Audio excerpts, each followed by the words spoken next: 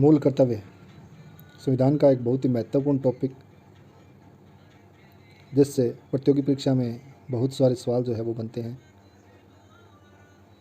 हम देखते हैं कि मूल कर्तव्यों से क्या क्या सवाल जो है वो बन सकते हैं, किस प्रकार इन्हें याद किया जाए, इनकी संख्या कितनी है, इनको कब जोड़ा गया, किस किस पैरिस पर इसको जोड़ा गया, क्या मूल संविधान में मूल कर्तव्यों की संख्या इतनी ही थी। इस प्रकार के सवाल जो है वो मूल कर्तव्यों से बनते हैं। मूल कर्तव्यों को के बाद हम देखेंगे कि इससे किस प्रकार के जो है वो प्रश्न और ऐसे प्रश्न जो साधारणतः हमें देखने को नहीं मिलते, लेकिन प्रतियोगी परीक्षाओं की दृष्टि से वो सवाल जो है वो बहुत ही इम्पोर्टेंट है। तो शुरुआत करते हैं मूल कर्तव्यों से। वैसे तो सबको पता है कि मूल कर्तव्य कौन कौन से हैं, लेकिन हम यहाँ देखेंगे कि इनको याद किस प्रकार से किया जाए। तो सबसे पहले तो हम जिक्र करते हैं कि मूल कर्तव्य जो है वो कहाँ दर्ज है। मूल कर्तव्य भारतीय संविधान के भाग 4 क के अंतर्गत दर्ज है।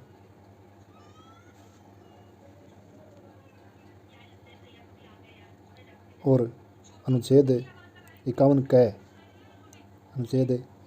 के अंतर्गत जो है वो दर्ज है। अनुच्छेद 51 क के अनुसार भारत के प्रत्येक नागरिक का कर्तव्य होगा कि वह, हम देखेंगे कि इनको याद किस प्रकार से किया जाए। पहला जो मूल कर्तव्य है, इनकी संख्या कुल 11 है। मूल संविधान में 10 जो है वो कर्तव्य बताए गए थे। 11वां मूल कर्तव्य 86वें संविधान संशोधन अधिनियम 2002 में जोड़ा गया। तो शुरुआत करते हैं अनुच्छेद 51 क के क में क्या लिखा गया है कि संविधान का पालन करें और उसके आदर्शों, संस्थाओं, राष्ट्रध्वज और राष्ट्रगान का सम्मान करें। तो सबसे पहले संविधान का पालन करें, तो कैसे हमें याद रखना है, करें, संविधान का पालन करें। तो इस प्रकार हम इसे याद रखेंगे। ख, अनुच्छेद 51 क के ख में क्या लिखा गया है कि स्वतंत्रता के लिए हमारे राष्ट्रीय आंदोलन को प्रेरित करने वाले उच्च आदर्शों को हृदय में संजोए रखें। हमें यहाँ ध्यान देना है। ख से रखें, ख से रखें। तो इस प्रकार हम इसे जो है वो याद रख सकते हैं, ख से रखें। इसके बाद में ग में लिखा गया है कि भारत की संप्रभुता, एकता, अखंडता की रक्षा करें और उसे अक्षुण्ण रखें। तो ग, संप्रभुता, एकता, अखंडता जैसी चीज़ें गरिमा के अंतर्गत आती है। तो भारत की संप्रभुता, एकता, अखंडता की रक्षा करें। ग से गरिमा, तो गरिमा जो है वो बनाए रखनी है, इसको अक्षुण्ण नहीं होने देना है। इस प्रकार हम इसे याद रख सकते हैं। 51 क के घ में क्या लिखा गया है कि देश की रक्षा करें, युद्ध इत्यादि की स्थिति में आह्वान किए जाने पर राष्ट्र की सेवा करें। तो घ से घर, यानी कि देश की रक्षा करें, घर की रक्षा करें। तो इससे हम ये याद रख सकते हैं, घ से घर, और सेवा करें राष्ट्र की आह्वान किए जाने पर, यानी कि अगर घेराव होता है तो राष्ट्र की आह्वान किए जाने पर हमें उसकी सेवा भी करनी है। तो घ से हम याद रख सकते हैं घर, घेराव, इस प्रकार से हम याद रखेंगे। उसके बाद हृदय, 5वां है हृदय। भारत के सभी लोगों में समरसता, भाईचारे की भावना का निर्माण करें। धर्म, भाषा और प्रदेश या वर्ग, आजकल इस प्रकार के प्रश्न जो है वो पूछे जा रहे हैं। सेकंड ग्रेड में भी पूछा गया है कि धर्म, भाषा और प्रदेश, इनका शब्दों का जो है वो क्रम पूछा गया था, तो यह भी इम्पोर्टेंट हो जाता है। वर्ग पर आधारित सभी भेदभावों से परे हों, ऐसी प्रथाओं का त्याग करें जो स्त्रियों के सम्मान के विरुद्ध हो। तो अड़य 5वां है, और अड़य से खाली, यानी कि हमें भेदभाव से परे रहना है, मन में भेदभाव नहीं रखना है, और स्त्रियों के प्रति जो वो सम्मान जो है वो भावना रखनी है। तो अड़य हम इससे याद रख सकते हैं।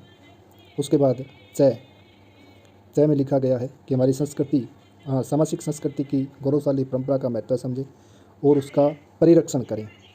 तो इसे याद कैसे रखेंगे? च से चल रही, इसे हम याद रख सकते हैं कि च से चल रही संस्कृति जो है उसकी गौरवशाली परंपरा को हमें ऐसे ही बनाए रखना है। तो इस प्रकार हम इसे याद रख पाएंगे। उसके बाद आगे 6 51 क के 6 में क्या लिखा गया है? पर्यावरण की, जिसके अंतर्गत वन, झील, नदी, वन्य जीव रक्षा करें और उसका संवर्धन करें, प्राणी मात्र के प्रति दया रखें। तो 6 से हम याद रखेंगे छाया, 6 से छाया, तो 6 से छाया याद रखेंगे कि पर्यावरण के बारे में जिक्र किया गया है। उसके बाद जय से बनता है ज्ञान, यानी कि वैज्ञानिक दृष्टिकोण, मानववाद और ज्ञानार्जन सुधार की भावना करें। तो जय से ज्ञानार्जन जो है वो हम याद रखेंगे। इसके बाद झ से झगड़ा, यानी कि सार्वजनिक संपत्ति को सुरक्षित रखना है और हिंसा झगड़ा से जो है वो दूर रहना है। अगला जो है वो मूल कर्तव्य है यह व्यक्तिगत और सामूहिक गतिविधियों के सभी क्षेत्रों में उत्कर्ष की ओर बढ़ने का सतत प्रयास करें, जिससे राष्ट्र निरंतर बढ़ते हुए प्रयत्न और उपलब्धियों की नई ऊंचाइयों को छूने में सक्षम हो। तो यह से ऊंचाइयाँ शब्द जो है हम इसको जोड़कर याद रखेंगे, यह से ऊंचाइयाँ। इसी प्रकार अगला और अंतिम जो है वो मूल कर्तव्य है ट, अनुच्छेद 51 ट 11वां जो मूल कर्तव्य है उसमें लिखा गया है कि 6 से 14 वर्ष तक की उम्र के बीच अपने बच्चों को शिक्षा के अवसर उपलब्ध करवाएं। तो बच्चों को शिक्षा के अवसर उपलब्ध करवाने से संबंधित जो है वो 11वां मूल कर्तव्य है, जो कि बाद में जो जोड़ा गया 86वें संविधान संशोधन अधिनियम 2002 द्वारा इसे जो है वो जोड़ा गया है। मूल संविधान में 10 मूल कर्तव्यों का जिक्र किया गया था। 11वां मूल कर्तव्य जो शिक्षा से संबंधित है इसे बाद में जोड़ा गया। तो इस प्रकार हमने 11 मूल कर्तव्यों को देखा, उनको याद किस तरीके से रखा जा सकता है ये हमने देखा। इसके बाद कुछ महत्वपूर्ण प्रश्न जो है वो मूल कर्तव्यों से संबंधित है, तो उनको भी हम देख लेते हैं।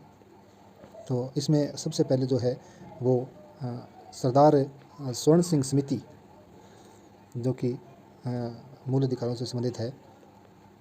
सरदार स्वर्ण सिंह समिति की सिफारिश पर 42वें संशोधन अधिनियम 1976 द्वारा मौलिक कर्तव्यों को जो है वो जोड़ा गया था। और मौलिक कर्तव्यों दूसरा जो है वो महत्वपूर्ण प्रश्न बनता है कि मौलिक कर्तव्यों के विचार को तत्कालीन USSR यानी कि रूस से जो है वो लिया गया है। मौलिक कर्तव्यों को रूस से लिया गया है, ये भी महत्वपूर्ण प्रश्न जो है कि बनता है। उसके बाद उस समय तक जो है वो जापान एकमात्र लोकतांत्रिक राज्य जो था जिसने सबसे पहले नागरिकों के लिए मूल कर्तव्यों को जो है वो लागू किया था। तो जापान पहला देश है जिसने मूल कर्तव्यों को लागू किया था। तो ये भी एक महत्वपूर्ण प्रश्न के रूप में आता है। उसके बाद जो है वो लिखा गया कि अनुच्छेद 51A यानी कि 51 क के अंतर्गत तहत भारतीय संविधान के जो भाग 4 क या भाग 4A जो है वो उसके अंतर्गत जो है वो मौलिक कर्तव्यों को डाला गया है। उसके बाद 86वां मूल रूप से कर्तव्यों की संख्या जो है वो 10 थी, और बाद में 2002 जो कि हम पहले देख चुके हैं 86वें संविधान संशोधन अधिनियम 2002 द्वारा जो है वो 11वां मूल कर्तव्य जोड़ा गया, जो कि शिक्षा से संबंधित है, बहुत इंपॉर्टेंट भी है। उसके बाद में जो मूल अधिकारों से संबंधित पहली समिति है, ये भी महत्वपूर्ण प्रश्न के रूप में है कि 1998 में अटल बिहारी वाजपेयी की सरकार ने जस्टिस JS वर्मा समिति को देश के नागरिकों को मौलिक कर्तव्यों को सिखाने के लिए और विचारों का संचालन करने के लिए जो है वो नियुक्त किया गया था। तो ये समिति भी पूछी जा चुकी है, ये भी इंपॉर्टेंट है। उसके बाद जो है वो अंतिम बात जो हम देखते हैं कि 42वां संविधान संशोधन अधिनियम जो है वो 1976 में जो है वो किया गया था। और ये संशोधन जो है वो लघु संविधान के रूप में जो है वो जाना जाता है, क्योंकि 42वें संविधान संशोधन में बहुत बड़े जो है वो बदलाव किए गए थे, तो इसे लघु संविधान के रूप में भी जाना जाता है। तो सबसे व्यापक संशोधन जो है वो माना जाता है 42वां संविधान संशोधन। तो इस प्रकार हमने मूल कर्तव्यों को देखा, मूल कर्तव्यों को जाना, मूल कर्तव्यों को किस प्रकार से याद किया जा सकता है ये भी हम देख चुके हैं। तो सबसे महत्वपूर्ण प्रश्न जो है वो सभी आ चुके हैं। हमें याद रखना है कि मूल कर्तव्य जो है वो भाग 4 क के अंतर्गत जो है वो आते हैं, और अनुच्छेद जो है वो 51 क के अंतर्गत। तो ये सबसे महत्वपूर्ण बात है, और मूल कर्तव्यों को जो है वो रूस से लिया गया है। तो ये भी महत्वपूर्ण बात है। Thank you.